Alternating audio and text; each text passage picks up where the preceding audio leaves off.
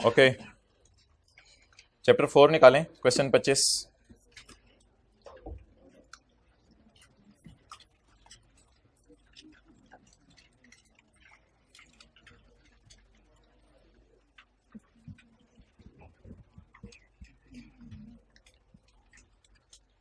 On 1 December 2007 Bruce Lee को appoint कर दिया गया है चाइनीज कंपनी की तरफ से पाकिस्तान में टेक्निकल डायरेक्टर, और इंफॉर्मेशन आगे उसने आपको प्रोवाइड की है।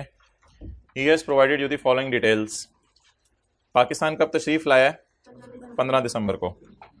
तो दिसंबर के दिन काउंट करें। 15, 16, 17, 18, 19, 20, 21, 22, 23, 24, 25, 26, 27, 28, 29, 30, 31। कितने दिन हो गए? 17। दिसंबर में 17 डेज रहा। इससे कोई फ़र्क नहीं पड़ता कि पाकिस्तान कब आया और ऑफिस कब ज्वाइन किया, इससे कोई फ़र्क नहीं पड़ता। Next, visit to Dubai on official trip. भाई ऑफिस के ट्रिप से गया या पर्सनल ट्रिप से गया है, ये पाकिस्तान में नहीं रहा, तो ये स्टे इसका पाकिस्तान में काउंट नहीं होगा। आप बताएं जी, बताएं जी इसका क्या करना है।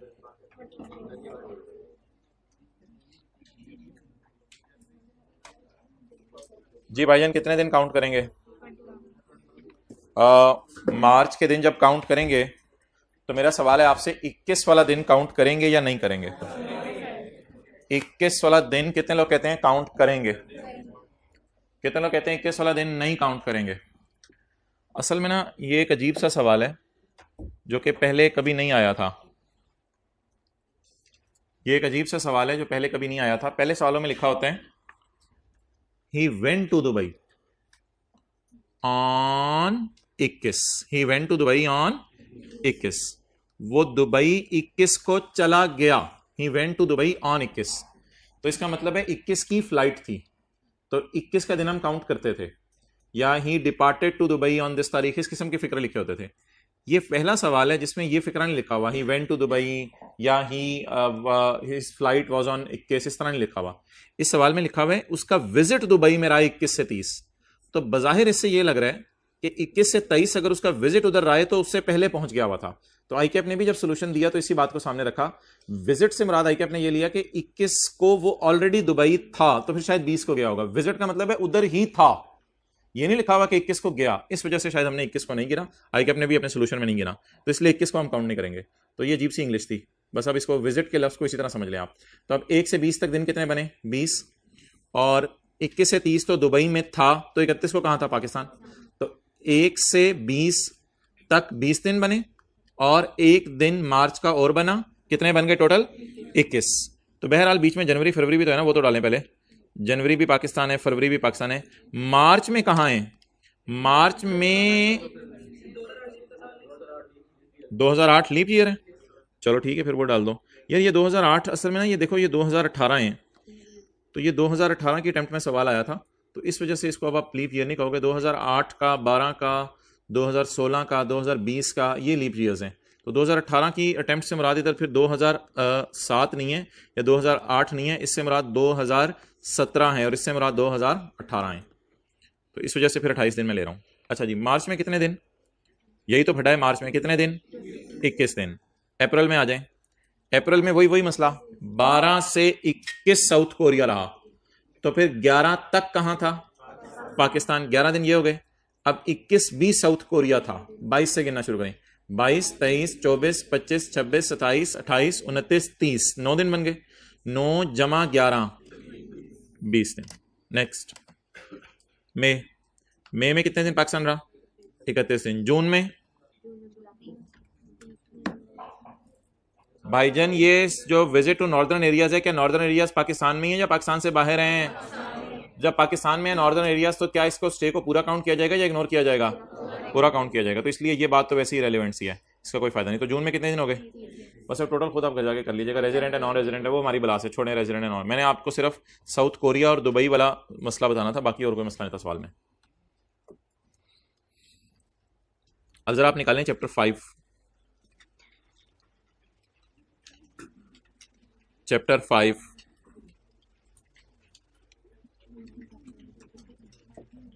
चैप्टर 5 में हमें एक डेफिनेशन पढ़नी पड़ रही है, that is of public and private company.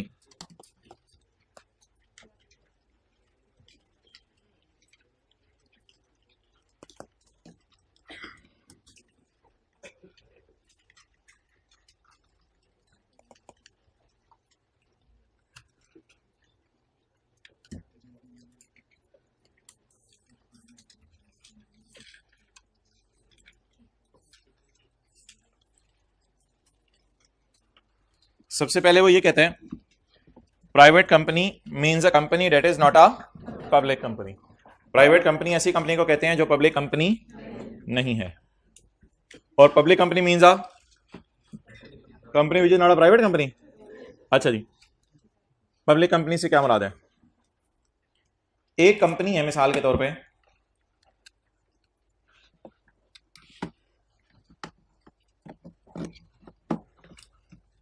एक कंपनी है, कंपनी बी के नाम से। इस कंपनी ने फेडरल गवर्नमेंट ने, यानी शहबाज शरीफ की गवर्नमेंट ने, इस कंपनी में फेडरल गवर्नमेंट ने 70% शेयर खरीदे हुए हैं। यानी कंपनी अगर 1 करोड़ रुपए से शुरू हुई थी तो 1 करोड़ में से 70 लाख हुकूमत ने डाला था। तो बता दें अब ये कंपनी हमारे लॉ की नजर में क्या होगी? Public company. ऐसी कंपनी, पब्लिक और प्राइवेट का कोई आपको मतलब पता है उससे आप इग्नोर कर दें, जिस तरह मैं चला रहा हूं उस तरह चलना है। ऐसी कंपनी जिसके फेडरल गवर्नमेंट ने 50% या उससे ऊपर शेयर खरीदे हों उसे हम क्या कहेंगे? Public company. अच्छा, मिसाल के तौर पे एक कंपनी है, कंपनी सी। इसके पंजाब गवर्नमेंट ने या सिंध गवर्नमेंट ने, जिसे कौन सी गवर्नमेंट कहते हैं? प्रोविंशियल, इसके 51% शेयर खरीदे हुए हैं। ये कंपनी भी क्या समझी जाएगी? Public company. क्योंकि माना कि फेडरल गवर्नमेंट ने नहीं खरीदे हुए लेकिन सूबे की गवर्नमेंट ने तो खरीदे हुए ना, तो ये कंपनी भी क्या समझी जाएगी? Public company. एक कंपनी है जिसके तुर्की की गवर्नमेंट ने 50% शेयर खरीदे हुए हैं।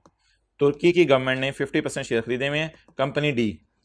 अब अगर तुर्की की गवर्नमेंट ने 50% शेयर खरीदे हैं, 50 से भी पब्लिक बन जाएगी।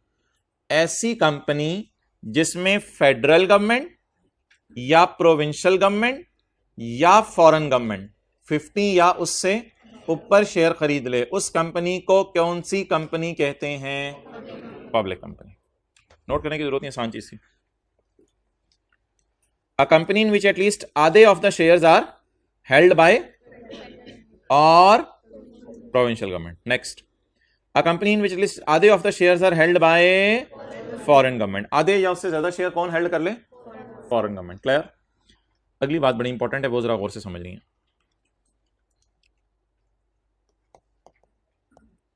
चाइना की गवर्नमेंट है, इसे कहेंगे फॉरेन गवर्नमेंट। Foreign government. एक कंपनी एक्स है, फॉरेन कंपनी, बाहर के मुल्क में कंपनी। चाइना की गवर्नमेंट ने इसके 100% शेयर खरीदे हुए हैं। फिर कंपनी एक्स ने, कोई कंपनी क्यू है, इसके 70% शेयर खरीदे हुए हैं। क्यू का फॉरेन होना जरूरी नहीं, इसके 70% शेयर खरीदे हुए हैं। तो कंपनी एक्स तो पब्लिक वैसे ही बन गई क्योंकि इसके गवर्नमेंट ने 50 या उससे ऊपर खरीदे हुए हैं। तो कंपनी एक्स तो पब्लिक वैसे ही बन गई। गवर्नमेंट अगर 50 या उससे ऊपर खरीद ले तो कंपनी क्या बन जाती है? पब्लिक बन जाती है। अब इस कंपनी को फॉरेन गवर्नमेंट इनडायरेक्टली कंट्रोल कर रही है या डायरेक्टली? इनडायरेक्टली। जैसे कई दफा आप कहते हैं ये मेरा कजन है, और कई दफा कहते हैं ये मेरा सेकंड कजन है, दूर का कजन है। ठीक है, यानी मेरी अम्मी की कजन का बेटा है, तो अम्मी की बहन का बेटा नहीं है बल्कि अम्मी की कजन का बेटा है, तो सेकंड कजन है। तो खींच तान के चाइना गवर्नमेंट किसी ना किसी तरीके से इस कंपनी को भी कब्जे में लिए हुए है, क्योंकि इस कंपनी में भी तो कंपनी एक्स की चल रही है ना मर्जी, और कंपनी एक्स तो है ही किस कंपनी, किसकी? अब भाईजान 4 शराइत पूरी होना जरूरी है। अगर 4 शराइत पूरी हो जाए तो कंपनी क्यू को पब्लिक कह दिया जाएगा। अगर 4 शराइत पूरी हो जाए कंपनी क्यू को पब्लिक कह दिया जाएगा। पहली शर्त, यहां फॉरेन गवर्नमेंट होनी चाहिए टॉप पे। दूसरी शर्त, यहां एग्जैक्ट 100% होना चाहिए। तीसरी शर्त, ये वाली कंपनी फॉरेन हो। और चौथी शर्त, यहां 50 या उससे ऊपर हो।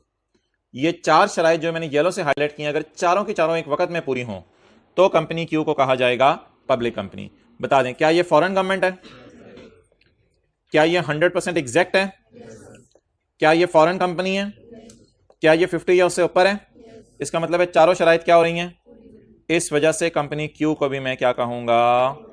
इन चारों में से कोई एक शर्त भी पूरी ना हो तो ये कंपनी क्यू जो है पब्लिक नहीं होगी, बल्कि इसे क्या कहेंगे? प्राइवेट। पब्लिक और प्राइवेट की जो हमारी अंडरस्टैंडिंग है उसे इग्नोर कर दें, जो जिस तरह लॉ लेके चल रहा है उस तरह चलेंगे। नोट कर लें।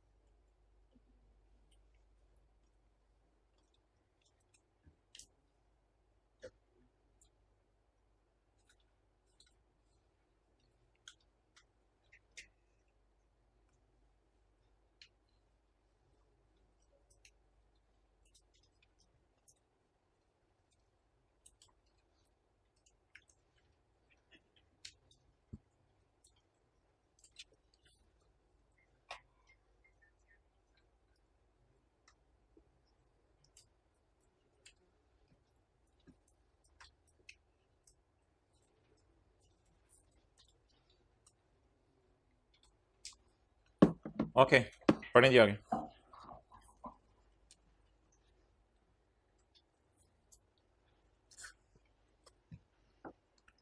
China government owns 100% shares of foreign company X, ऐसा ही है। China government owns 100% shares of foreign company X, company X owns 70% shares in company Q, ऐसा ही है। Company X owns shares in company Q amounting to 70%। Whether company Q will be considered as public company, तो yes, because उसकी reason सुन लें। 4 शराइत पूरी होनी जरूरी है। वो 4 क्या हैं? आ कंपनी से मुराद है Q company. Q company in which at least आधे of the shares are held by X company. Owned से यहां मुराद है 100%, owned by foreign government, owned by. तो अब इसको पढ़ लें आराम से। 4 शराइत देखें। क्यू कंपनी के आधे शेयर्स एक्स के पास हो कम से कम, एक्स कंपनी खुद क्या हो? फॉरेन। एक्स कंपनी को किसने ओन किया हो? फॉरेन गवर्नमेंट ने। कितने %? तो ये 4 शराइत मैंने आपको हाईलाइट करके दे दी। अगर ये 4 शराइत पूरी होंगी तो एंड वाली कंपनी जो हमने बनाई थी, कंपनी कौन सी? Q, that will be considered as public company. जी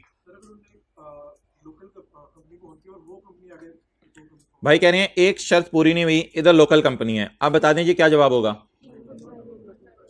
बस चारों में से एक शर्त भी वायलेट हो जाए तो ये कंपनी प्राइवेट बन जाएगी। ओके, अब मुझे आप बताएं, अगर पाकिस्तान में 1 लाख कंपनीज हैं तो उसमें से बहुत थोड़ी कंपनीज होंगी जिसको फेडरल गवर्नमेंट ने ओन किया होगा, और बहुत थोड़ी होंगी जिसको प्रोविंशियल गवर्नमेंट ने ओन किया होगा, और बहुत थोड़ी होंगी जिनको फॉरेन गवर्नमेंट ने ओन किया होगा, और उससे भी बहुत थोड़ी होंगी जिनको किसी ऐसी कंपनी ने ओन किया होगा जिनको ऊपर से फॉरेन गवर्नमेंट ने ओन किया होगा। तो ये जो 4 मैंने बातें बताई हैं, इसमें बहुत थोड़ी कंपनीज पब्लिक बनती हैं। असल पॉइंट बी है जिसमें पाकिस्तान की मेजर कंपनीज जो है वो बनने लगी हैं public, that is point B. वो क्या पॉइंट है वो देख लें, that is point B.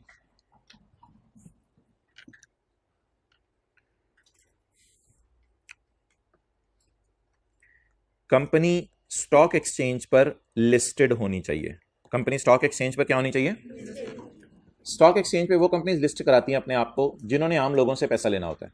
Stock exchange में वो कंपनी अपने आप को लिस्ट कराती है जिन्होंने आम लोगों से, जैसे कि पीटीसीएल, उसने आम लोगों से पैसा लेना था, उसने अपने आप को स्टॉक एक्सचेंज पर लिस्ट करवाया हुआ है। इसके लिए 3 शर्तें हैं। अगर 3 शर्तें पूरी हो जाएं तो ये कंपनी पब्लिक बन जाएगी। ऐसी कंपनी पीटीसीएल मिसाल के तौर पे, पहली शर्त इसके लिए यह स्टॉक एक्सचेंज पे क्या हो? दूसरी शर्त यह साल में किसी भी वक्त इसके शेयर खरीदे बेचे जाते हों, लोग खरीदते बेचते हो स्टॉक एक्सचेंज में शेयर।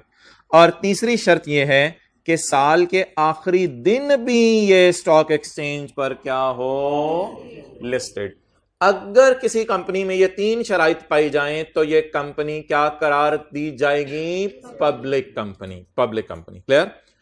तो ऐसी स्टॉक एक्सचेंज में लिस्टेड कंपनी जिसके शेयर स्टॉक एक्सचेंज में खरीदे बेचे जाते हों और साल के आखिरी दिन भी वो स्टॉक एक्सचेंज पे लिस्टेड हो, तो ऐसी पब्लिक कंपनी को आप ऐसी कंपनी को पब्लिक कंपनी कहेंगे। क्लियर?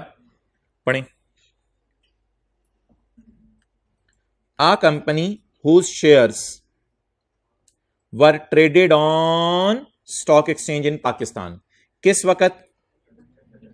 किसी भी वक्त साल में खरीदे बेचे जाते हो। And remains listed on that stock exchange at, इस बात का मतलब क्या है? साल के आखिरी दिन भी वो स्टॉक एक्सचेंज पे क्या हो? लिस्टेड हो। अगर ये 3 शराइत पूरी हो जाती हैं, ग्रीन वाली शर्त क्या है?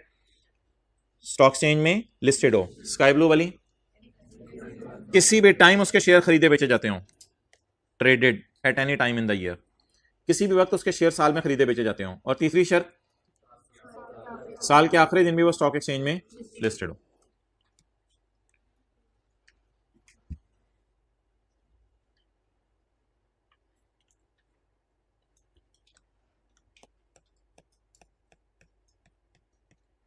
अच्छा, ये कंपनी लॉ की डेफिनेशन है, ये हमारे सिलेबस में नहीं है। कंपनी लॉ कहते हैं कंपनीज 2 किस्म की हैं, प्राइवेट और पब्लिक। पब्लिक में फिर आगे लिस्टेड और अनलिस्टेड। प्राइवेट कंपनी ऐसी कंपनी होती है जो आम लोगों से पैसा ले ही नहीं सकती, बस 3-4 लोग मिलते हैं, कारोबार शुरू कर देते हैं, इसे प्राइवेट कंपनी कहते हैं। पब्लिक कंपनी ऐसी कंपनी होती है जो आम लोगों से पैसा ले सकती है, और लिस्टेड वो होती है जो आम लोगों से पैसा ले चुकी है, और अनलिस्टेड वो होती है जो आम लोगों से अभी तक पैसा इकट्ठा नहीं किया। तो ये कंपनी लॉ की डेफिनेशन है। प्राइवेट कंपनी कौन है जी? जो लोगों से पैसा नहीं, आम लोगों से पैसा नहीं लेती। 3-4 लोगों ने मिलकर कंपनी खोल ली, बस वही चलाएंगे इसको।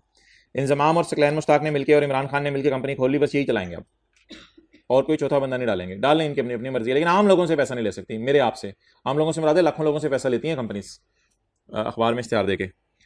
पब्लिक कंपनी कौन सी होती है? जो आम लोगों से पैसा ले, अगर ले लिया पैसा तो लिस्ट करवा के लेना पड़ेगा स्टॉक एक्सचेंज में, और अगर नहीं लिया पैसा तो इसको क्या कहा जाएगा? अच्छा, मजे की बात यह है कि मैं आपसे टैक्स लॉ के बारे में एक सवाल पूछने लगा हूं। टैक्स लॉ के बारे में क्वेश्चन। एक कंपनी है जो अपने आप को कहती है कि मैं हूं पब्लिक कंपनी इन कंपनी लॉ। हमने कहा अच्छा तुमने लिस्ट करवाया हुआ स्टॉक एक्सचेंज में या नहीं लिस्ट करवाया हुआ? कहती है नहीं, अभी मैंने लिस्ट नहीं करवाया हुआ। और कहती है कि फेडरल गवर्नमेंट मेरे 43% शेयर ओन किए हुए हैं, बाकी 57% जिस मर्जी ने ओन किए हों, फेडरल गवर्नमेंट 43% शेयर ओन किए हुए हैं। मुझे बताएं, इस सवाल की रोशनी में, हमारे टैक्स लॉ की रोशनी में, ये कंपनी पब्लिक कराया दी जाएगी या प्राइवेट? असल में ये पब्लिक नाम है ना, ये धोखा है। नाम में कुछ नहीं रखा हुआ, नाम तो शायद कंपनी लॉ वाले इसका पब्लिक रख रहे हो। हम इससे 4 सवाल पूछेंगे। पहला सवाल, फेडरल गवर्नमेंट ने 50 से उससे ऊपर ओन किए हुए हैं? नहीं। प्रोविंशियल गवर्नमेंट ने 50 से उससे ऊपर? फॉरेन गवर्नमेंट ने 50 से उससे ऊपर? नहीं लिखा हुआ तो नहीं ओन किए हुए। अच्छा, और क्या किसी कंपनी ने इसमें 50 से उससे ऊपर ओन किए हुए हैं जिस कंपनी को फॉरेन गवर्नमेंट ने 100% ओन किया हुआ है? क्या ये स्टॉक एक्सचेंज में लिस्टेड है? अगर चारों बातों का जवाब क्या आया तो पब्लिक कंपनी का नाम धोखा है। पब्लिक कंपनी का नाम, इस धोखे को इग्नोर करें, और कंपनी लॉ वाले इसको पब्लिक कह रहे होंगे, लेकिन हम इस पब्लिक अनलिस्टेड कंपनी को जो हमारे सवाल में गिवन है क्या नाम देंगे? कंपनी लॉ वाले सारे इसको कहते हैं पब्लिक, हम इसे क्या नाम देंगे? अ company which is not a public is a private company. तो आंसर क्या बनेगा हमारा? ये कंपनी कौन सी है? Private company. नोट कर लें।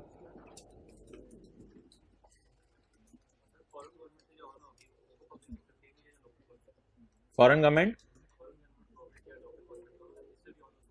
हाँ जी, हाँ जी। पब्लिक का लिस्टेड, मैंने जो कहा था वो मैं बता दूं, 1 मिनट। मैंने कहा था कि हम ऐसी कंपनी को, मैं नोट करने का टाइम देता हूं, सब्र करें, अभी इसके बाद सुनें। मैंने कहा था ऐसी कंपनी को पब्लिक कहेंगे जो स्टॉक एक्सचेंज में लिस्टेड हो, उसके शेयर आखिरी दिन भी स्टॉक एक्सचेंज में लिस्टेड हों, और उसके शेयर स्टॉक एक्सचेंज में खरीदे बेचे जाते हों। जिस कंपनी में ये तीनों बातें पाई जाती हों उस कंपनी को आप पब्लिक कंपनी कहेंगे। वो तो मैंने एक बात की थी। अब मेरा सवाल आपसे ये है, क्या इस कंपनी के बारे में सारे सवाल पूछे? क्या इस कंपनी के फेडरल गवर्नमेंट ने शेयर खरीदे हुए हैं, फॉरेन गवर्नमेंट ने खरीदे हुए हैं, प्रोविंशियल गवर्नमेंट ने खरीदे हुए हैं? क्या ये कंपनी स्टॉक एक्सचेंज में लिस्टेड है और शेयर साल के आखिर में लिस्टेड है इसके स्टॉक एक्सचेंज में? तो चारों बातों का जवाब क्या आ गया? अगर चारों बातों का जवाब नो आ गया तो क्या ये पब्लिक है या प्राइवेट है? और चारों में से एक का जवाब भी यस आ जाए? नहीं नहीं, फिर तो पब्लिक बन जाएगी। चारों में से एक का जवाब भी क्या आ जाए? यस आ जाए, तो क्या बन जाएगी? ओ भाईजान ये देखें यार, चारों में से एक का जवाब भी यस आ जाएगा तो पब्लिक बन जाएगी। मैं पब्लिक ही बोल रहा था ना। तो चारों में से एक का जवाब भी यस आ जाएगा तो पब्लिक बन जाएगी। और चारों के, आवाज नहीं आ रही उधर, आवाज नहीं आ रही उधर, आवाज नहीं आ रही।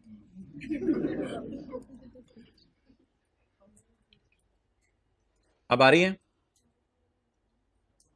पॉज कर दो यार। ये मैं ये बात कर रहा था कि चारों में से कोई एक बात भी पूरी हो जाए तो कंपनी पब्लिक बन जाएगी। इसकी मैंने अभी 3-4 मिसालें करानी है, इतनी सी बात आप एब्जॉर्ब कर लें। चारों में से कोई एक बात भी पूरी हो जाए तो कंपनी क्या बन जाएगी? मिसाल के तौर पे कोई कंपनी कहती है 70% शेयर मेरे चाइना की गवर्नमेंट ने खरीदे में, बस तुम्हारे से और कोई सवाल नहीं हम पूछेंगे। एक बात पूरी हो गई, तुम क्या बन गई? बात खत्म। ये बात मैं कर रहा हूं सादा सी। चारों में से एक बात भी पूरी हो जाए, कंपनी क्या बन जाएगी? पब्लिक। और पहली भी पूरी ना हो, दूसरी भी पूरी ना हो, तीसरी भी पूरी ना हो, चौथी भी पूरी ना हो। अब आपको मेरी बात समझ आई? पहले आप परेशान हो रहे थे, अब दोबारा मैं बात करता हूं। चारों में से एक बात भी पूरी हो जाए, पब्लिक। अच्छा, पहली भी पूरी ना हो, दूसरी भी पूरी ना हो, तीसरी भी पूरी ना हो, चौथी भी पूरी ना हो, प्राइवेट। ये कह रहा था मैं। ओके चलें जी, इस सवाल पे दोबारा लगा लें सब कुछ।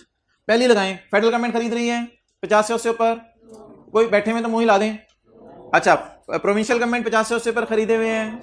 अच्छा, फॉरेन गवर्नमेंट ने 50 से उससे ऊपर खरीदे हुए हैं। किसी ऐसी कंपनी ने इसमें 50 से उससे ऊपर खरीदे हुए हैं जिसको फॉरेन गवर्नमेंट ने खरीदा हुआ है? कुछ ऐसा जिक्र है सवाल में? चौथा सवाल क्या स्टॉक एक्सचेंज में लिस्टेड है? चारों सवालों का जवाब क्या आया? जब चारों सवालों का जवाब नो आया तो that is a private company. Done. पहली भी लगाएं, दूसरी भी लगाएं, तीसरी भी लगाएं, चौथी भी लगाएं, चारों नहीं लगी तो it is a private company. Clear? Okay. तो धोखे यार, ये नाम पे नहीं जाना आप लोगों ने, नाम पे नहीं जाना। अब ऐसा हो सकता है, इधर देखें, एक कंपनी है कहती है मैं पब्लिक लिस्टेड हूं, लेकिन साल के आखिरी दिन मेरे शेयर स्टॉक एक्सचेंज पे लिस्टेड नहीं थे। मैं पब्लिक लिस्टेड हूं, लेकिन साल के आखिरी दिन मैंने अनलिस्ट करा लिया था अपने आप को किसी वजह से। ये बता दें, ये देखने में तो पब्लिक है लेकिन प्राइवेट होगी, क्योंकि इसमें चौथी वाली जो बात है वो हमने लगाने की कोशिश की लेकिन वो। क्लियर? तो अब इस सारी बातों को ना जरा एग्जांपल्स के जरिए समझने की कोशिश करें। Let's start. Sitara chemical limited एक कंपनी है जो कंपनी लॉ में रजिस्टर्ड है, ठीक है भाई। इसकी बेस में हमने कोई डिसीजन नहीं लेना। It is non listed company, इसने अपने आप को स्टॉक एक्सचेंज में लिस्ट। सबर सबर सबर सबर, पहले आगे चलें। एक कंपनी है चिंग चोंग, जो कि जापान की है, यानी फॉरेन कंपनी है। उसने इसके 63% शेयर खरीदे में, और चिंग चोंग के अपने शेयर्स किसी गवर्नमेंट ने खरीदे हुए हैं। अब मोहतरम, पहले तो आप मुझे ये बता दें, ये वो जो सिनेरियो टेस्ट पहले वो मैं बता दूं आपको। ये कौन सी गवर्नमेंट है? जापान की गवर्नमेंट है। अच्छा, जापान की गवर्नमेंट ने एक कंपनी है CCL, उसके कितने परसेंट शेयर खरीदे हुए हैं? 84%। और CCL ने आगे एक और कंपनी के शेयर खरीदे हुए हैं SCL, जो कि हमारे सवाल की रिक्वायरमेंट है। SCL की बात शुरू करें ना, तो SCL के बारे में हम कमेंट करेंगे। तो SCL के शेयर खरीदे हुए कितने परसेंट? 63%। और ये CCL बाहर के मुल्क की कंपनी है। CCL, पहला सवाल, क्या ये फॉरेन गवर्नमेंट है? क्या ये फॉरेन कंपनी है? क्या ये 50 या उससे ऊपर है? या ये नहीं 100%? आप बता दें, क्या मैं कह सकता हूं कि इस पे वो वाला पॉइंट लग जाएगा? नहीं लग रहा ना वो वाला पॉइंट, ठीक है। अब इस रोशनी में ये पॉइंट फेल हो गया। अच्छा, अब चारों सवाल इससे पूछने हैं, चारों पूछने हैं। पहला सवाल मेरा, क्या फेडरल गवर्नमेंट ने इस कंपनी में फेडरल गवर्नमेंट ने 50% शेयर खरीदे हुए हैं? नहीं नहीं, फेडरल गवर्नमेंट ने कहां खरीदे हुए हैं? क्या फॉरेन गवर्नमेंट ने इसमें बराह रास्त 50 खरीदे हुए हैं? नो। क्या किसी सूबे की गवर्नमेंट ने इसमें बराह रास्त 50 खरीदे हुए हैं? क्या इसमें किसी ऐसी कंपनी ने 50 खरीदे हुए हैं जिस कंपनी को फॉरेन गवर्नमेंट फुली ओन कर रही है? क्या ये स्टॉक एक्सचेंज में लिस्टेड है? कहीं लिखा हुआ है? क्या लिखे? अनलिस्टेड है। तो कंपनी, अब ये चारों लगाया, एक भी नहीं लगा, दो भी नहीं लगा, तीन भी नहीं लगा, चार भी नहीं लगा, आप बता दीजिए कंपनी कौन सी है? प्राइवेट कंपनी है। तो एक एक करके सारे लगाने की कोशिश करेंगे। जब साबित हो गया चारों नहीं लग रहे तो क्या कंपनी बन जाएगी? Private company. आगे चलें, इनको उठाएं यार, भाई नींद घर पूरी करके आया करें। MN limited is a public, ओ भाई पब्लिक कंपनी धोखा है, नाम पे नहीं जाना, नाम पे नहीं जाना। पब्लिक इसको कह रहे हैं, छोड़ें। हमने इससे कितने सवाल पूछने हैं? 4 सवाल पूछने हैं। पब्लिक कंपनी है जो कहां पे इनकॉर्पोरेट हुई है? कंपनी लॉ में। The shares of MN were traded on Karachi stock exchange from 1 October to 29 June. लेकिन 29 जून को इसने जाके अपने आप को कराची स्टॉक एक्सचेंज से क्या करवा लिया है? डीलिस्ट करवा लिया। पहला सवाल, क्या कहीं लिखा हुआ इसमें फेडरल गवर्नमेंट ने शेयर खरीदे हुए हैं? चारों पॉइंट एक एक करके लगाने की कोशिश करते हैं। क्या प्रोविंशियल गवर्नमेंट ने खरीदे हुए हैं? क्या किसी फॉरेन गवर्नमेंट ने शेयर खरीदे हुए हैं? क्या किसी ऐसी कंपनी ने शेयर खरीदे हुए हैं जिसको फॉरेन गवर्नमेंट ने 100% खरीदा हुआ है? क्या ये स्टॉक एक्सचेंज में लिस्टेड है और साल के आखिरी दिन भी लिस्टेड रही? अब एक एक करके चारों सवाल लगाए, चारों के मुताबिक ये पब्लिक नहीं बनी, इसलिए ये पब्लिक नहीं है। तो ये कंपनी क्या है? आपको समझ आ रही है बात? ये कंपनी क्या है? प्राइवेट। आगे चलें। स्टार लिमिटेड, ये कंपनी है पब्लिक कंपनी। नाम पे नहीं जाना, नाम धोखा है। कई दफा शरीफ नाम वाला भी बड़े शरारतें कर रहा होता है, तो नाम धोखा है। Star limited a public company incorporated under the companies act 2000, हमारी बिलास एक, इज एन अनलिस्टेड कंपनी, ये अनलिस्टेड है। Whose 50% shares are held by जिसके आधे शेयर किसने खरीदे हुए हैं? फेडरल गवर्नमेंट ने खरीदे हुए हैं। अब मेरा सवाल आपसे ये है, अब्दुर्रहमान अटेंटिव रहो, अब मेरा सवाल आपसे ये है कि क्या इसके फेडरल गवर्नमेंट ने 50 से ऊपर खरीदे हैं? बस अगला पॉइंट अब लगाने की जरूरत ही नहीं। एक बात भी पूरी हो जाए चारों में से तो ये इसको पब्लिक बनाने के लिए काफी है। कायदे आजम से सलाम ले लें, मुलाकात कर लें, उनको बनफ्से नफीस देख लें, यही आपकी इज्जत के लिए काफी है। मिसाल दे रहा हूं, तो बस एक बात भी चारों में से पूरी हो जाए तो कंपनी क्या बन जाएगी? Public company. नेक्स्ट, अगला जी, moon limited is a public unlisted. Public धोखा है वो भाई, पब्लिक धोखा है, आपको पता है, वैसे भी वाम धोखा। अच्छा, तो moon limited is a public unlisted company whose 43% of shares are held by सूबे की government, 50% by UAE government and 7% by sun limited. आप बता दें, 4 सवाल पूछते हैं, चारों में से जहां भी जवाब यस आ गया, आगे चलना आपने बंद कर देना है। क्या फेडरल गवर्नमेंट ने इसे 50 से उससे ऊपर शेयर खरीदे हुए हैं? क्या प्रोविंशियल गवर्नमेंट ने 50 से उससे ऊपर शेयर खरीदे हुए हैं? क्या पाकिस्तान के स्टॉक एक्सचेंज में लिस्टेड है ये? क्या इसके किसी ऐसी कंपनी ने शेयर खरीदे हुए हैं जिस कंपनी को फेडरल फॉरेन गवर्नमेंट ने 100% ओन किया हुआ है और उस कंपनी ने इसको 50% से ऊपर ओन किया हुआ है? क्या इसके फॉरेन गवर्नमेंट ने खुद 50 से उससे ऊपर शेयर ओन किए हुए हैं? तो एक पॉइंट भी पूरा हो गया तो कंपनी क्या बन जाएगी? पब्लिक कंपनी बन जाएगी। So that's why this company is a public company. तो उर्दू में लिख लें, सब में से एक पॉइंट भी पूरा हो जाए तो कंपनी पब्लिक बन जाएगी। सब में से एक पॉइंट भी पूरा हो जाए तो कंपनी पब्लिक बन जाएगी।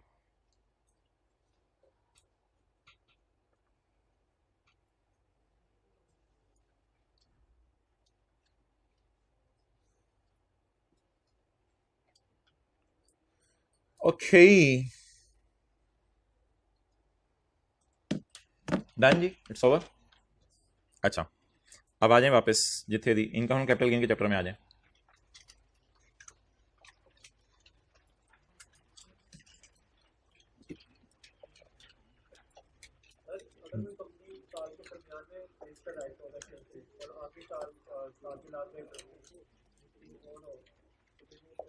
जी अच्छा जी,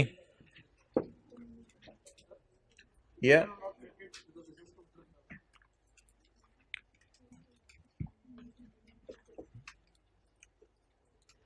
अच्छा, ये एक लाइन लिखी हुई थी कैपिटल एसेट की डेफिनेशन में, वेदर और नॉट कनेक्टेड विद बिजनेस। ये कोई इतनी इंपॉर्टेंट लाइन नहीं है।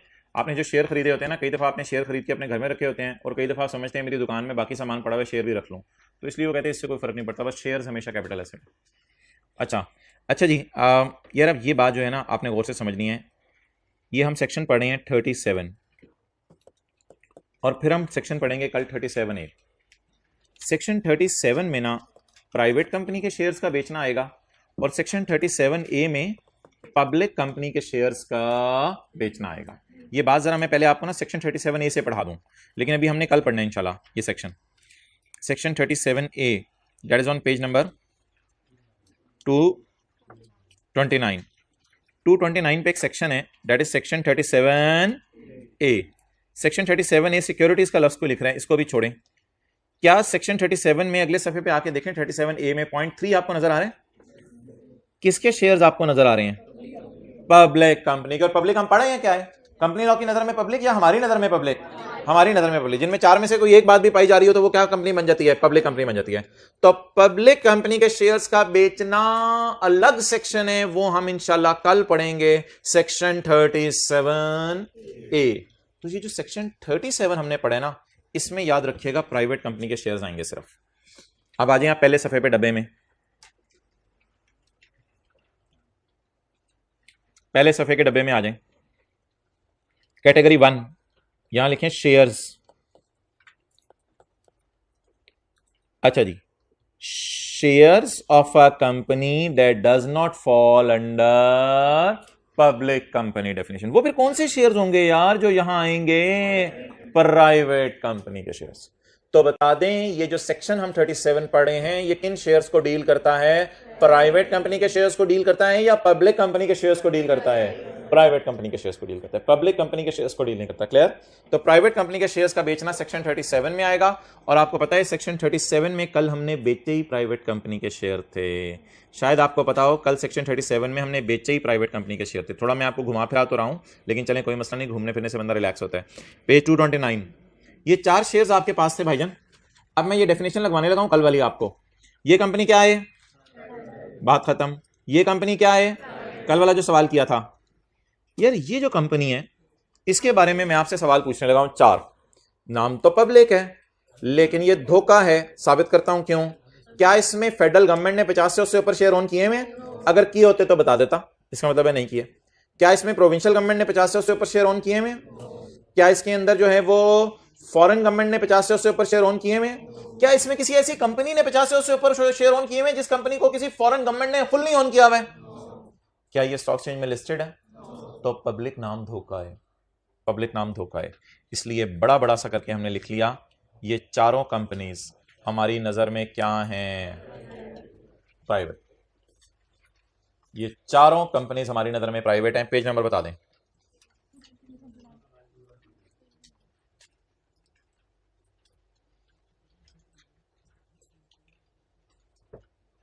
डन।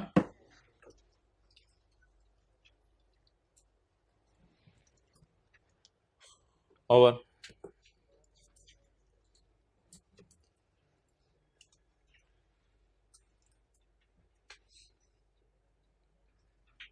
अच्छा जी, अब ये जो सेक्शन 37 है ये मैंने आपको बताया था, इसमें हमने 2 कैटेगरीज बना दी थी, कैटेगरी 1 और कैटेगरी 2। कैटेगरी 2 में मैंने आज आपको साबित किया कि किस कंपनी के शेयर्स का बेचना आएगा। शेयर्स लिख लें ऊपर, shares of private company. Private company के शेयर्स का बेचना आएगा। और प्राइवेट कंपनी कौन सी होती है? जो पब्लिक कंपनी ना हो। अच्छा, ये तीसरा बुलेट काट दें, ये बिजनेस के चैप्टर में हम पढ़ेंगे, इधर कंफ्यूजिंग है। तीसरा बुलेट काट दें, बिल्कुल मिटा दें। अच्छा, कैटेगरी 1 में एक और चीज भी है जो मैंने कल आपको नहीं बताई थी, अब वो मैं आपको एक्सप्लेन करता हूं।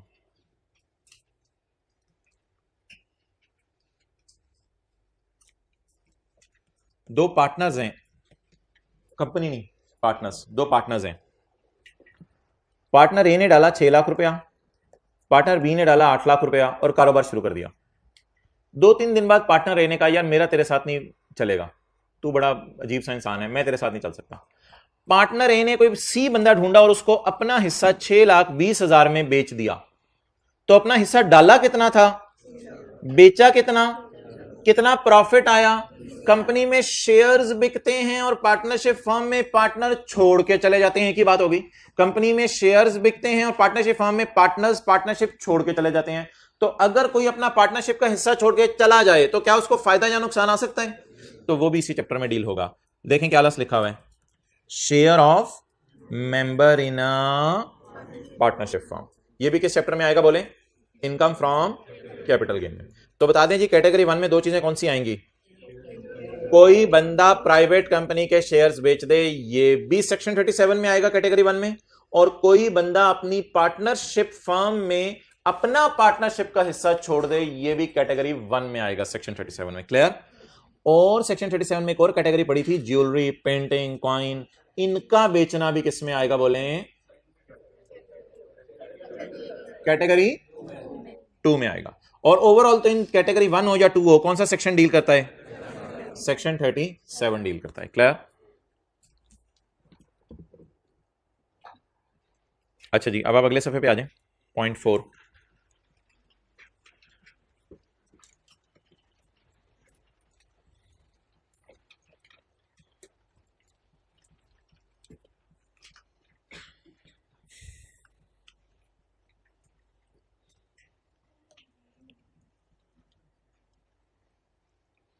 कल गेन लॉस का फॉर्मूला क्या पड़ा था? A minus B. अच्छा, अभी माइनस माइनस के चक्कर में ना पड़े। ए क्या होते हैं? सेल करके जो पैसे आए, और बी क्या होते हैं? कॉस्ट।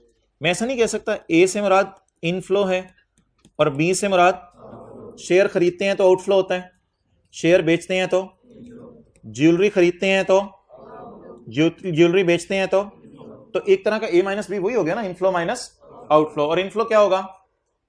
पाया। और आउटफ्लो क्या होगा? खोया। अब ये सवाल पढ़ें। Mister Ali purchased shares costing ₹40। मैं खोया को येलो से हाईलाइट करूंगा। ओ भाई जाग रहे हैं? खोया को मैं किससे हाईलाइट करूंगा? Mister Ali purchase shares costing ₹40। बताएं इसकी जेब से गए हैं 40 रुपए या आए हैं? गए हैं। तो इसको मैं किस में डालूं, आउटफ्लो में। And also paid commission on purchase of ₹5। आपको पता है घर खरीदते हुए डीलर को कमीशन देना पड़ता है, तो शेयर खरीदते हुए भी कोई डीलर या ब्रोकर होगा जिसको आपको क्या पे करना पड़ा होगा, कमीशन पे करना पड़ा होगा। बता दें ये कमीशन आउटफ्लो है इनफ्लो, तो बता दें 40 रुपए जेब से भी गए और 5 रुपए और भी गए जेब से, ठीक है। तो खर्चों को मैं जमा करता जा रहा हूं ताकि टोटल खर्चे पता चल जाए, एंड पे ए में से बी माइनस करवा दीजिएगा, ए माइनस बी करवा दीजिएगा, डन, ओके।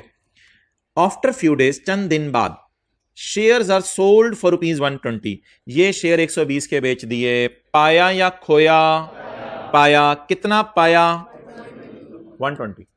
कितने के खरीदे थे, 40 के। कितना कमीशन पे किया था, 5। कितने के बेच दिए, ये क्या लिखा हुआ है, commission paid on sale amounted to ₹2।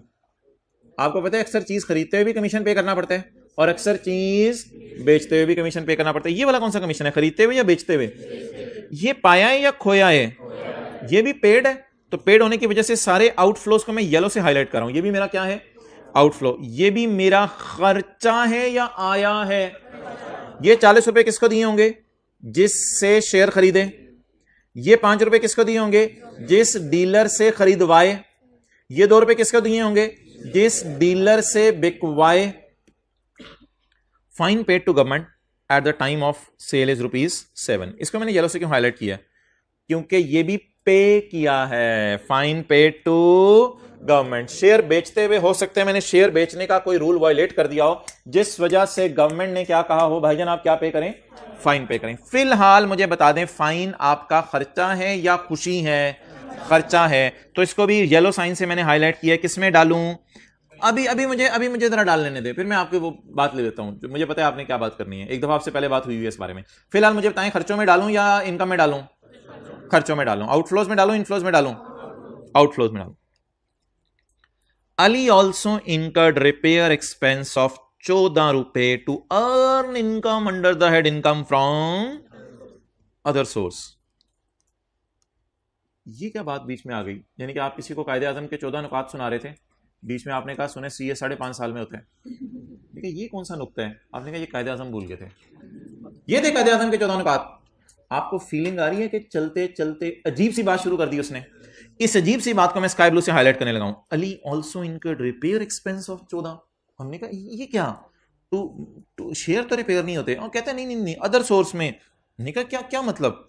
हमने कहा तुम तो अच्छे भले जो है वो शेयर्स बेचने की बातें कर रहे थे, और यार ऊपर देखा करेंगे, एक मिनट के लिए भी इधर उधर देखते हैं तो क्या फायदा आपके आने का। हमने कहा तुम तो शेयर बेचने की बातें कर रहे थे, तुम तो कैपिटल गेन की बातें कर रहे थे। चलते चलते तुम्हें क्या तकलीफ हुई कि तुमने जो है वो अदर सोर्स की बातें शुरू कर दी। हमने कहा ये तो चलो अजीब सी तुम्हारी बात है। अच्छा चलें, वैसे ये बता दें ये आउटफ्लो है या इनफ्लो है, आउटफ्लो है, क्योंकि ये भी खर्चा है, ये भी खर्चा है। रिपेयर एक्सपेंस पे किया जाता है, तो ये खर्चा है, ये भी क्या है, आउटफ्लो है। अच्छा फिलहाल मैं इसे आउटफ्लोज में डाल रहा हूं। अब जब हम गेन निकालने आएंगे, ओ भाईजान इधर देख लें खुदा के लिए, जब हम गेन निकालने आएंगे तो गेन निकालते हुए लॉ मेकर कहेगा भाईजान ये खर्चा किसी और हेड का है, ये आप यहां माइनस नहीं कर सकते। डन, ये खर्चा किसी और हेड का है, ये आप माइनस, और ये खर्चा बुरी नेचर का है, ये भी आप माइनस। तो ये पकड़ाना जरा। 7 का खर्चा कैपिटल गेन का खर्चा तो है, 7 का खर्चा कैपिटल गेन का खर्चा तो है, लेकिन इसको बुरा खर्चा होने की वजह से हमने क्या कर दिया, बोलें, इग्नोर कर दिया। और 14 का खर्चा तो इस काबिल भी नहीं कि हम इसे कौन सा खर्चा कहें, कैपिटल गेन का खर्चा कहें। जो खर्चा जिस हेड का है वो खर्चा उसी हेड में से माइनस होगा। 14 को क्यों कह रहे हैं जा परे जा, क्योंकि ये किस हेड का खर्चा है, अदर सोर्स का। 7 को क्यों खर्चा नहीं मान रहे, क्योंकि ये खर्चा तो कैपिटल गेन का है, लेकिन किस नेचर का खर्चा है, बुरी नेचर का खर्चा है। ये दोनों बातें किस चैप्टर में पढ़ी थी, इनकम फ्रॉम प्रॉपर्टी के चैप्टर में, आपको याद आ रहा होगा ये दोनों बातें पढ़ी थी। तो वही दोनों बातें यहां भी लिखी हुई हैं। हाँ बहुत टाइम ले लिया आपका मैंने। अच्छा जी अब टोटल कराएं बी का।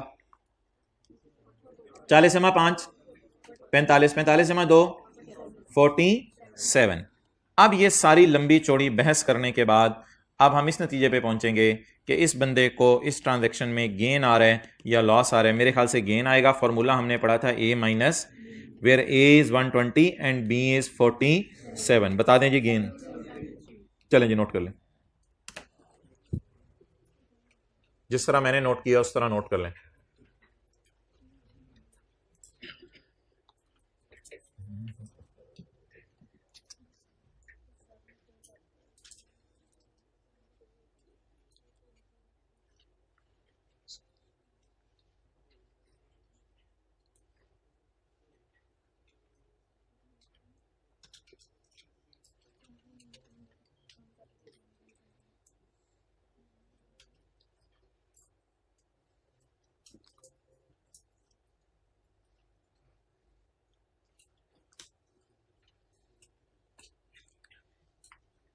ओके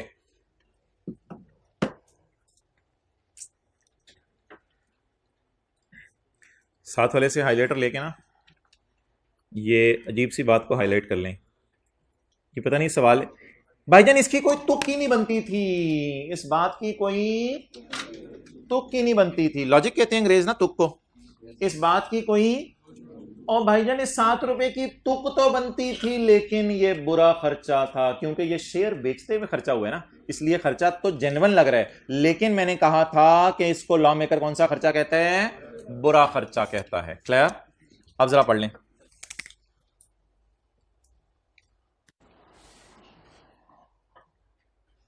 कॉस्ट क्या लिखा हुआ है? Shell not include. Cost shall not include. ये देखें दो चीजें हमने कॉस्ट में नहीं डाली। आपको पता है ना, ए कंसिडरेशन है और बी क्या है? कॉस्ट है। Cost shall not include any खर्चा which is deducted under another head, जो किसी और हेड में माइनस होना है। वो 14 रुपए है ना, और वो किस हेड में माइनस होने? Income from other source. Obvious सी बात है यार, इसके बताने की जरूरत नहीं थी। जो चीज जो कैलकुलेटर जिस बच्चे का है वो उसी बच्चे का है ना, दूसरे का तो नहीं है। तो जो खर्चा जिस हेड का है वो उसी हेड का, किसी और हेड का तो नहीं है। Okay, cost shall not include any खर्चा which is deducted under another head. और एक और चीज एहतियात के तौर पे, cost shall not include any खर्चा which is not allowed as deduction under the head income from. Business के चैप्टर में ना, ब्लैक शर्ट बातें ना करो, बिजनेस के चैप्टर में ना बुरे खर्चों की लिस्ट दी हुई है। उन बुरे खर्चों की लिस्ट को सिर्फ बिजनेस के चैप्टर में उसने दिया है। उस जैसा खर्चा अगर आप किसी भी चैप्टर में कर लें तो वह माइनस करने की इजाजत उनमें से खर्चा है फाइन टू। आप इतनी गौर से सुनें जैसे बात पहली दफा बता रहा हूं, ये बात पहले की नहीं आपसे। तो याद रखिएगा मेरे भाई, वो खर्चे जो बिजनेस के चैप्टर में बुरा खर्चा होने की वजह से माइनस नहीं हो सकते, वो खर्चे किसी भी चैप्टर में माइनस नहीं हो सकते। तो पॉइंट बी में 7 रुपए का खर्चा है जिसको हमने इग्नोर किया। अब पॉइंट बी की उर्दू लिख लें, जैसे कि मैंने प्रॉपर्टी के चैप्टर में भी आपको लिखवाई थी। लिखें, बिजनेस के चैप्टर में बुरे खर्चों की लिस्ट दी हुई है। बिजनेस के चैप्टर में बुरे खर्चों की लिस्ट दी हुई है। बिजनेस के चैप्टर में बुरे खर्चों की लिस्ट दी हुई है। उस जैसा खर्चा अगर कैपिटल गेन में करें तो यहां भी माइनस नहीं हो सकता। उस जैसा खर्चा अगर कैपिटल गेन में करें तो यहां भी माइनस नहीं हो सकता। हाँ, कैपिटल गेन में करें, किसी भी हेड में करें तो माइनस नहीं हो सकता। फिलहाल कैपिटल गेन के चैप्टर में बात चल रही है ना, इसलिए उस जैसा खर्चा अगर कैपिटल गेन के चैप्टर में करें तो माइनस नहीं हो सकता। इसलिए हमने फाइन को क्या कर दिया? खर्चों में डाल के काटा, इसलिए ताकि आपको बात समझ आ जाए। खर्चा था लेकिन बुरा होने की वजह से क्या कर दिया? काट दिया।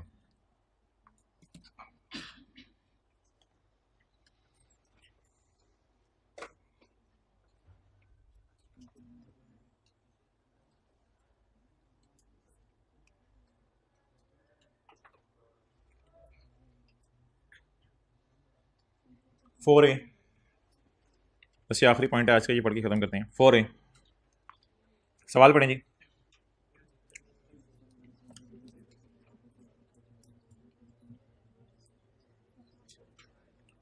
Mister Umar receive jewellery as a gift from his अबू। वैसे उमर ने पूछा अबू से, अबू मुझे क्यों ज्वेलरी? अबू ने कहा बेटा रख। अच्छा, jewellery was purchase by his अब्बू फॉर रुपीज, अब्बू ने ज्वेलरी कितने की खरीदी थी? लेकिन जिस दिन अपने पुत्र को दी उस दिन ये ज्वेलरी कितने की हो चुकी थी? पुत्र आगे बहुत तेज निकला और पुत्र ने चंद दिन बाद वो ज्वेलरी कितने की बेच दी? 15,000 की। चलें तरतीब से चलें जी। डैड स्वीट डैड ने कितने की खरीदी थी?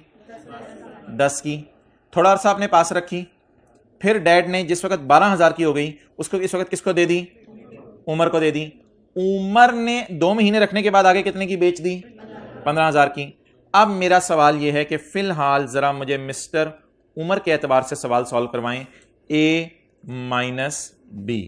मुझे बताएं जी, उमर ने कितने की बेची, क्या पाया, और उमर की कॉस्ट बताएं।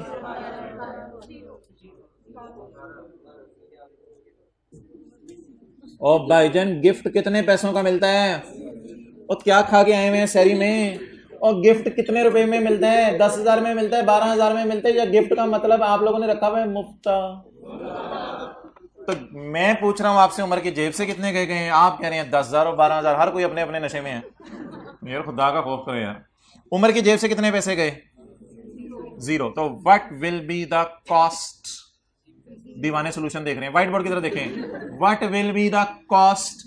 उमर की जेब से कितने गए? 0। क्लियर? ओके।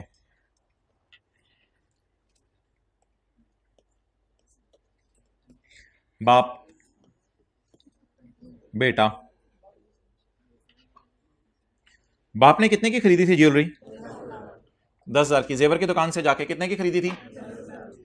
जिस दिन बाप ने बेटे को दी उस दिन कितने की हो चुकी थी? 12,000 की। और बेटे ने छुप के अबू से बेच दी 15,000 की। ये 15,000 देखिए मैंने ऐसे बनाया, अबू को नजर नहीं आ रहा होगा, बीच में बेटा आ जाएगा ना, तो अबू अगर देखना भी चाह रहे होंगे 15,000 तो नजर नहीं आएगा। तो बेटे ने बाजार में कितने की बेच दी? 15,000 की। बाप ने कितने की खरीदी थी? 10,000 की। बाप ने कितने की खरीदी थी?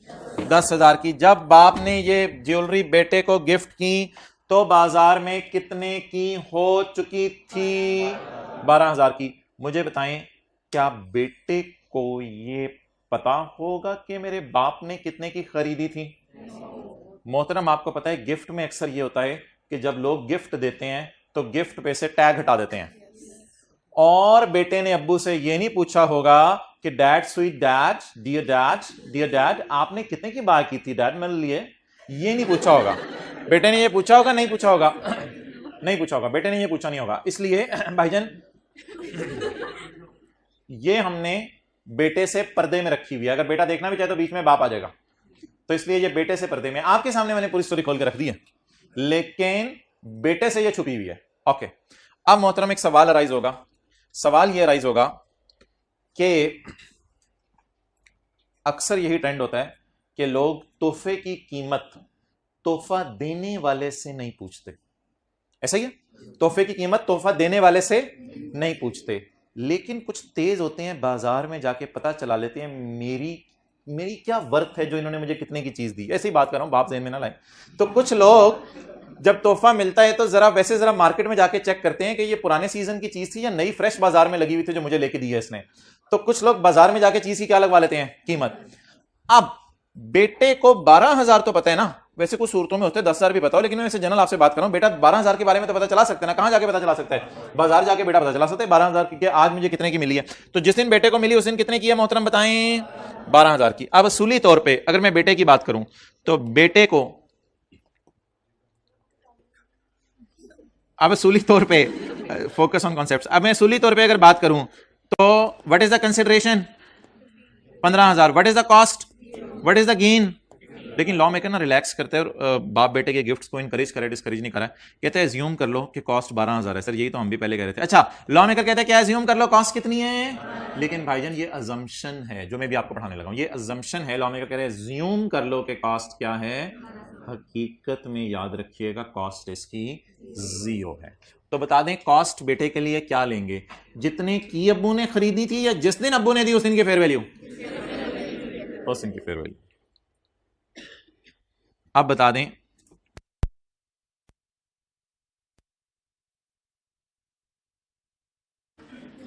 अच्छा भी शायद बीच में ये रिकॉर्डिंग बंद हो गई थी। तो मोहतरम मैं ये बात कर रहा था कि हम इस पढ़ाई की बातें कर रहे थे। मैं ये बात कर रहा था कि गेन लॉस कैसे आएगा, गेन लॉस कैसे आएगा। तो कंसिडरेशन बोलें 15,000, consideration is A and cost is B. Cost मैंने क्या, कौन सी कॉस्ट लें, एज्यूम। हकीकत में कॉस्ट कितनी है, 0, लेकिन एज्यूम कॉस्ट 12,000। आप बता दें कितना गेन आया, 3,000 का गेन आया। तो 3,000 का गेन इनकम में ऐड होगा सिंपली। ओके, इस बात को आप पढ़ लें। वेयर द जेवर, वेयर द जेवर, ढूंढ रहे हैं आप जेवर। वेयर द जेवर becomes the property of the पुत्र अंडर अ तोहफा फ्रॉम अ अब्बू, the fair value of the जेवर on the date of milna shall be assumed to be the cost of the asset for the putter. Clear? इसको दोबारा पढ़ लें। Where the zever becomes the property of the putter under a tofa from a abu, abu relative होते हैं ना, from a abu, the fair value of the zever on the date of मिलना, जिस दिन अबू ने खरीदा था उस दिन की फेयर वैल्यू, जिस दिन पुत्र को मिला उस दिन की fair value, shall be treated to be the cost of the जेवर। माजरत भाई, अफसोस के साथ ऐलान किया जाता है कि जहाने फानी से कूच कर गए हैं। तो अबू ने जेवर खरीद के रखा हुआ था कितने का, जिस दिन मरे उस दिन कितने का हो गया हुआ था, 12,000 का, और ये वरासत में मिल गया बेटे को। कल कला को बेटे ने 2 महीने भी नहीं गुजरे थे अब्बू को फोत हुए, जेवर बेच दिया। कितने का, 15,000 का। अगेन वही सब कुछ होगा। बेटे के लिए जेवर की कॉस्ट क्या होगी, 12,000। अब गिफ्ट में मिला या विरासत में मिला था, विरासत में। अभी भी ओरिजिनल कॉस्ट 0 थी, क्योंकि विरासत में जो चीज मिलती है बेनजीर चलेगी, बिलावल के मजे हो गए। तो अब वो चीजें मुफ्ता लगा था सारा उसका, ठीक है, समझ रहे होंगे आप। तो अब इधर से देखें आप, अगर वालिद की डेथ हो जाए और बच्चे को चीजें विरासत में मिल जाए, तो हो सकता है अब्बू ने जेवर 10,000 का खरीद के रखा हो, उसकी कीमत ज्यादा नहीं बढ़ी, सिर्फ 12,000 तक गई, अब्बू इस गम में फोत हो गए। अब ये 12,000 वाली फेयर वैल्यू जो जिस दिन अब्बू के मरने वाले दिन की है, वो बेटे के लिए क्या समझी जाएगी, कॉस्ट समझी जाएगी। और आगे बेटा बेच देता है कितने का, बेटा भी आगे प्यो निकला, उसने 15,000 का बेच दिया। तो 15,000 माइनस 12,000 गेन कितना आ गया, 3,000 का। वापस आ जाए। वेयर द जेवर becomes the property of the बेटा under bequest, will, succession, inheritance और डेवोल्यूशन। इन 5 लफ्जों का एक ही मतलब है, वसीयत या वरासत। वसीयत या वरासत, यानी ऐसा भी हो सकता है कि वसीयत में लिखा हो, ऐसा भी हो सकता है वसीयत में ना लिखा हो और मरने के बाद बेटे को ऑटोमेटिकली ट्रांसफर हो गया हो। इन सारी बातों का एक ही मतलब है, वसीयत या वरासत। तो क्या होगा फिर, the fair value shall be treated to be the cost. तो चाहे गिफ्ट में मिले, चाहे दोनों सूरतों में क्या फेयर वैल्यू ली जाएगी, कॉस्ट। दोनों सूरतों में कॉस्ट क्या ली जाएगी, किस दिन की फेयर वैल्यू, जिस दिन उसको ट्रांसफर हुआ, जिस दिन उसकी डेथ हुई या जिस दिन उसको गिफ्ट में मिला, व्हाटएवर द सिनेरियो में भी। होमवर्क में आपका सवाल है जी, इनकम फ्रॉम प्रॉपर्टी का क्वेश्चन 6, पेज 217। इस सवाल में मसले आएंगे, बड़े बड़े मसले आएंगे, उनको मैं कल डिस्कस करूंगा। जो बड़े 1-2 मसले हैं वो मैं बता दूं। पास पेपर क्वेश्चन 6, पेज 217। जब पेज यहां लिखा हो तो मेरे से ना पूछा करें। अच्छा, डेप्रिसिएशन को काट दें। डेप्रिसिएशन नामी कोई चीज नहीं है, इसकी जगह रिपेयर अलाउंस टाइप कोई चीज है, वो माइनस होती है। असल में जब आप घर किराए पे देते हैं ना, तो आपको पता है घर क्या कर रहा होता है, किराएदार ने छिक के रखा होता है घर को, डेप्रिशिएट हो रहा होता है घर, चीजें बार बार खराब हो रही होती हैं, लेकिन उसकी जगह हम क्या माइनस करते हैं, रिपेयर अलाउंस। बाकी जरा चीजें ट्राई कीजिएगा, ये एडजस्टमेंट थोड़ा टफ टाइम देगी, ये इंशाल्लाह कल डिस्कस करेंगे ये वाली, और ये भी थोड़ा सा आपको जरा सोचने का मौका देगी। तो ट्राई करके आइएगा, कल इंशाल्लाह डिस्कस करेंगे इसको, कल ही करना है, अभी कोई सवाल नहीं पूछना इसमें से।